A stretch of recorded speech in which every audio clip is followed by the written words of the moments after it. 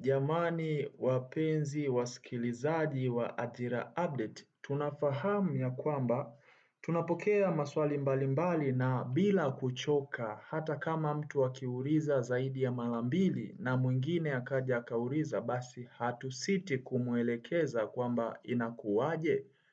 Hivyo kuepukana na maswali ambayo ya kujirudia rudia, tunakuomba uweze kusubscribe channel yetu na kugonga alama ya kengele ili uwe wa kwanza kupokea taarifa. Lakini tusisahau ya kwamba picha zinazopita hapo kwenye skrini ni za tunamuona kamanda wa jeshi la polisi na tunatamani sana one day one time tujiunge na jeshi la polisi.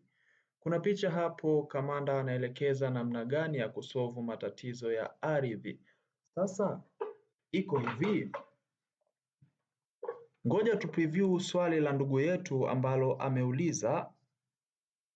Ndugu yetu anaitwa Bada Wigwero anauliza, anasema ya kwamba kaka, nafasi za kujiunga na jeshi la polisi vipi, zinatoka lini? Ukiangalia ni kwamba hii issue tumeshazungumzia mara kadhaa na tumeshawaelekeza mara kadhaa watu, hivyo hatuna budi kuelekeza kiundani zaidi. Iko hivi ndugu yangu Bada, iko hivi, ondoa shaka, kuwa tayari, muda ukifika lazima tukujuze.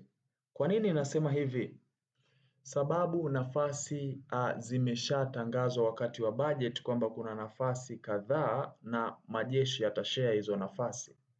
Hivyo cha kusubiri ni kwamba taarifa rasmi kutoka kwenye jeshi husika ya kwamba tunahitaji watu labda 1000 au watu 500 ambao wanatakiwa wajiunge na jeshi la polisi.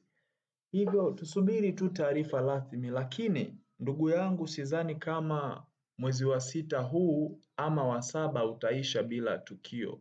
Kwa maana hiyo tujiandae kupokea kitu chochote kile, maybe kutoka polisi, magereza, nadhani wataanza jeshi la polisi kutoa tangazo. Kwa maana hiyo tuwe wavumilivu, cha kuomba tuwe wavumilivu ndugu zangu.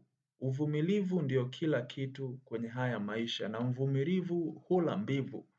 Hivyo kwa wewe ambaye umenielewa, basi drop comment yako pale, sema bro nimekuelewa, nitakuwa mvumilivu. Chao, niko na wewe mpaka siku ambayo tunatoboa maisha. Asante.